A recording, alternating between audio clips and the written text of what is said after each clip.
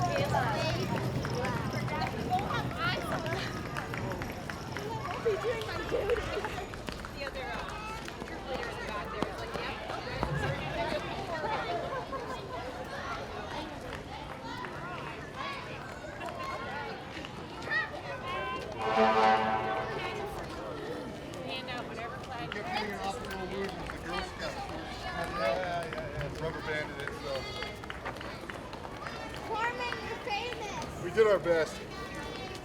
Hey, that's a motto. I know. Oh my goodness. I guess I'm just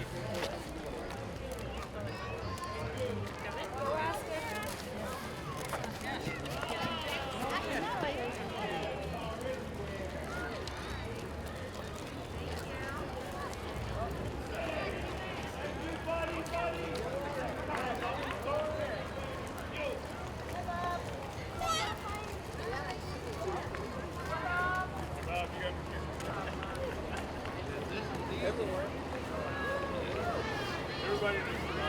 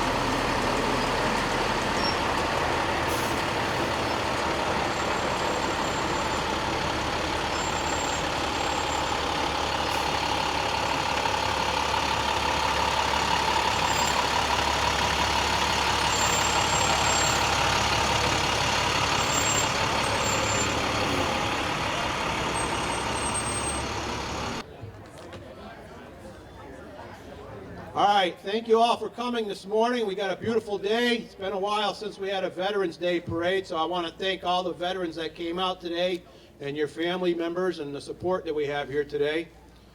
A couple of folks we want to recognize before we get too far into it. We got Representative Paul Mark, Town Councilor Mayo. Penny Ricketts is here somewhere. She's here all the time. She comes out great for all this stuff. And we have Mayor Roxanne Wiedegartner will be here today too. A person I'd like to introduce, if you haven't met him yet today, he came over, first time I've seen one of the pastors come out. We have Father Valentine. He's been here since July for Holy Name and Holy Trinity. And Blessed Sacrament. So say hello to the Father if you get a chance. Thank you. So without further ado, I'd like to have our resident reenactor, Michael Aldrich, come up and give the invocation.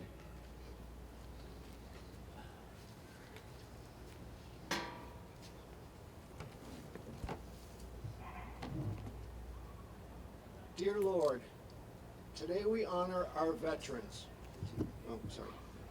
Dear Lord, today we honor our veterans, worthy men and women who gave their best when called upon to serve and protect their country. We pray you will watch over these special people, bless them with peace and happiness. Amen.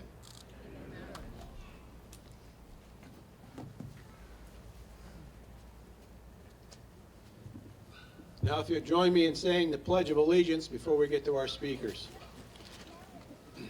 I pledge allegiance to the flag of the United States of America and to the republic for which it stands, one nation, under God, indivisible, and liberty and justice for all. And now, without further ado, I'd like to introduce Mayor Roxanne Wiedegartner, the current mayor of Greenfield. Good morning, everyone.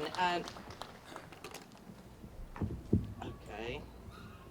Me and microphones don't always agree. So before I get started, I want to acknowledge that Councilor Disorger and Councilor Bottomley are also with us today. And thank you all for being here. I think it's a great turnout. It's a beautiful day. I'm delighted that we have so many people here to honor our veterans. So I was doing a little research, so I wasn't exactly sure. I've been around a while, but I wasn't exactly sure when Veterans Day became Veterans Day. And the story goes way back, as many of you probably do know. It goes back to World War II, and it was, for the short version, called Armistice Day. In November of 1919, President Wilson proclaimed November 11 as the first commemoration of Armistice Day. And he did so with words that I found inspiring and certainly appropriate even today, and I'll start with those. Let me see if I can read them better this way. To us in America, the reflections of Armistice Day will be filled with some solemn pride in the heroism of those who died in the country's service, and with gratitude for the victory, both because of the thing from which it has freed us and because of the opportunity it has given America to show her sympathy with peace and justice in the Council of the Nations. And one day just doesn't seem, in light of that, seem enough to honor and thank those who have given so much. But here we are. I'm glad we're here, and I'm glad we have so many veterans with us. So, on this day, the 11th day of the 11th month, not quite 11 o'clock, at this time, I want to say thank you to all of our veterans. I am sincerely grateful for your service and for many of you, your sacrifices. So thank you, and enjoy the rest of your day after we finish here. I'm looking forward to our next speaker.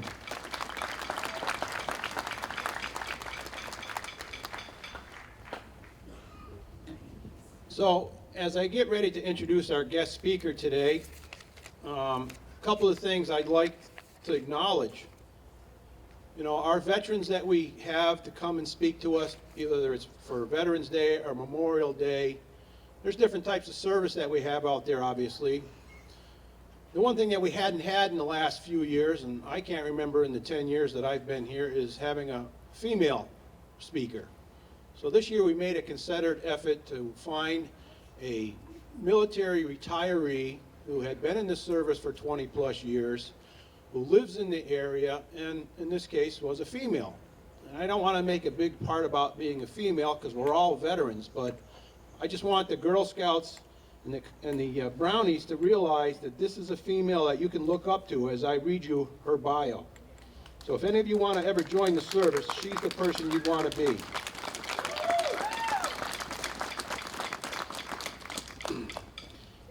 Master Sergeant Danielle Pelletier retired on November 1st, 2020 after 20 years of military service, and she currently resides in Shelburne with her husband. She entered the Air Force in 1999 and attended basic training and security forces technical training in July of 2000. Her first assignment is with the 377th Security Forces Squadron at Kirtland Air Force Base in Albuquerque, New Mexico. In 2002, she was assigned to the 437th Security Forces Squadron down in Charleston Air Force Base, Charleston, South Carolina, where she performed law enforcement and aircraft flight line security. While assigned to the 437th Security Forces Squadron, she deployed to Doha, Qatar in support of Operation Enduring Freedom. Additionally, Sergeant Pelletier has deployed to Baghdad International Airport and Talil Air Base, Iraq, in support of Operation Iraqi Freedom. In 2005, Sergeant Pelletier was assigned to the 27th Security Forces Squadron, Cannon Air Force Base, New Mexico, where she performed as a manager as Flight Sergeant of Law Enforcement and Base Security.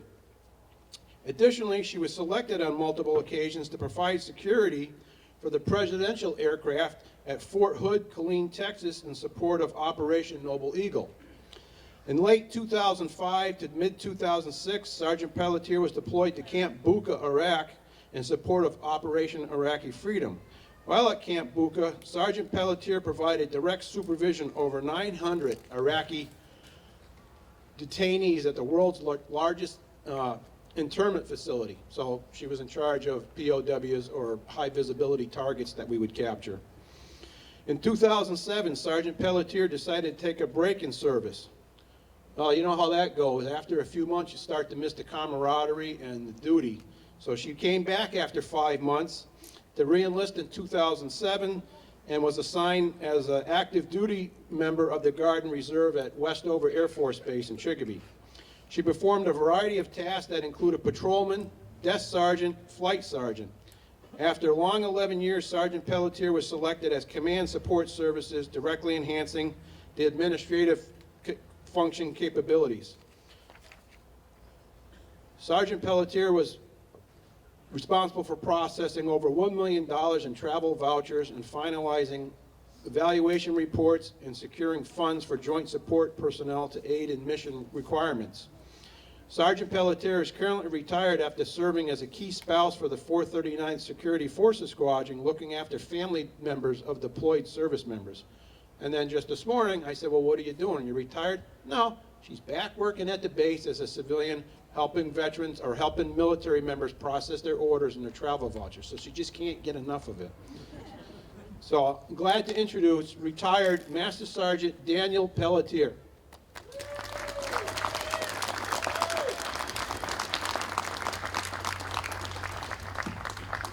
Thank you for that warm introduction.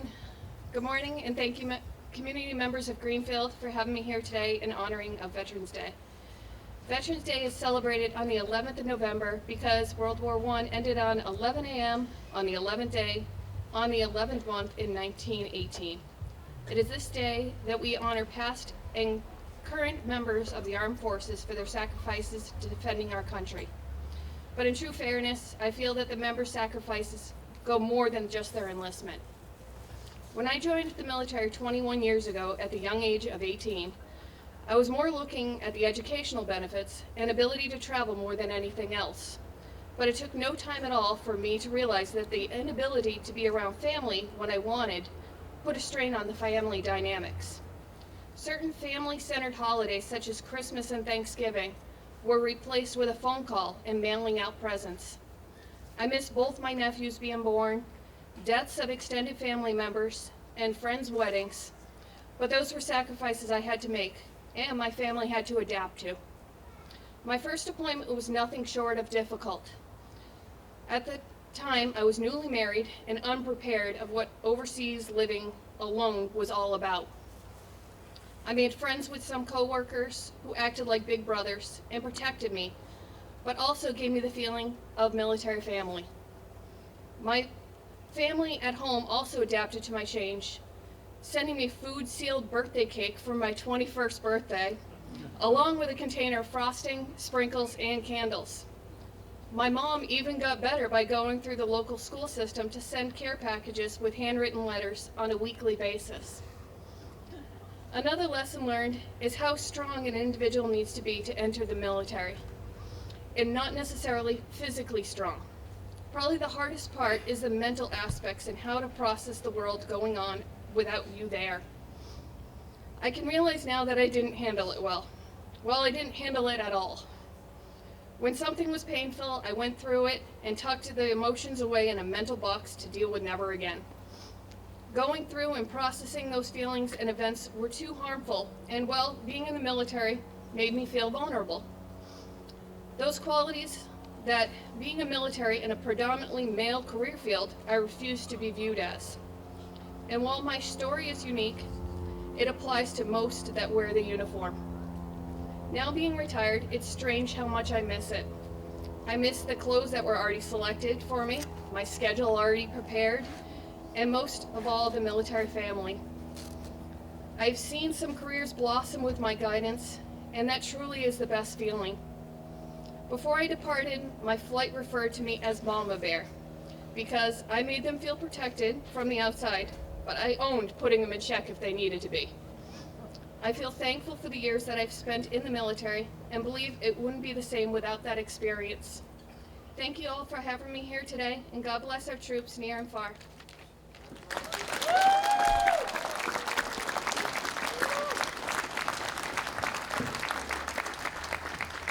And then Michael Aldrich, who's also a nice watercolor artist, created this for Daniel to take home as a memento of today.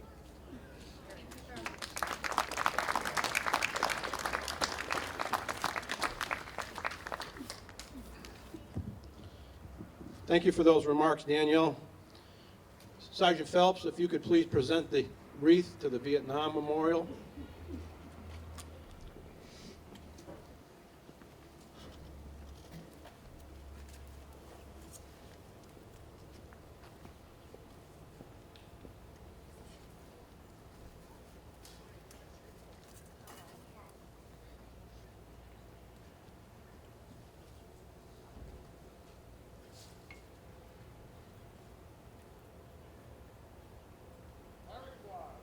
Well up to the rear.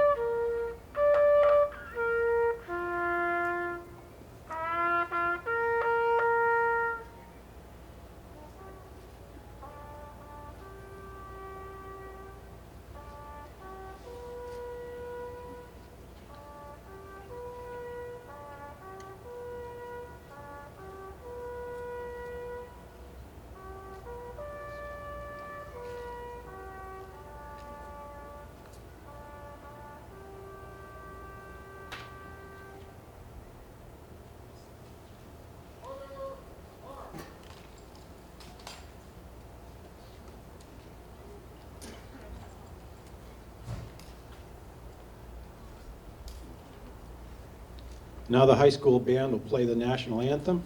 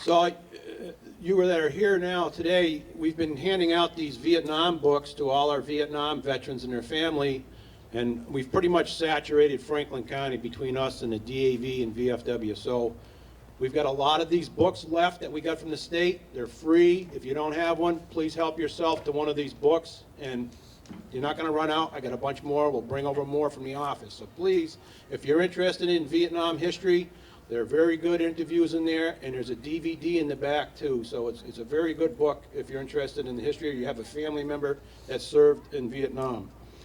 I want to thank the South Deerfield VFW for coming and providing our color guard and our firing detail. Thank you very much. The Northfield VFW is at a burial detail today. We want to thank Matt Sipek and the high school band for coming down again. First time we've had them in quite a while because of COVID.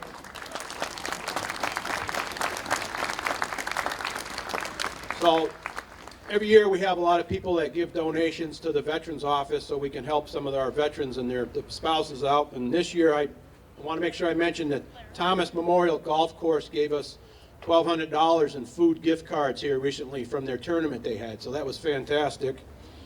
I want to thank our volunteers that come out and help at the office and help flagging our cemeteries.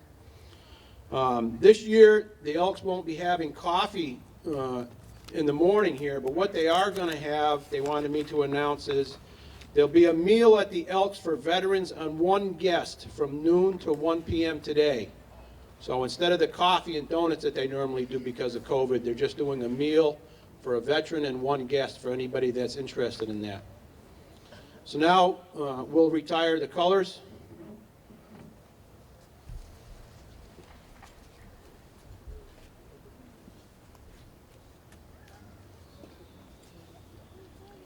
And thank you to the mayor and our guest speaker, Danielle Pelletier, for coming out today.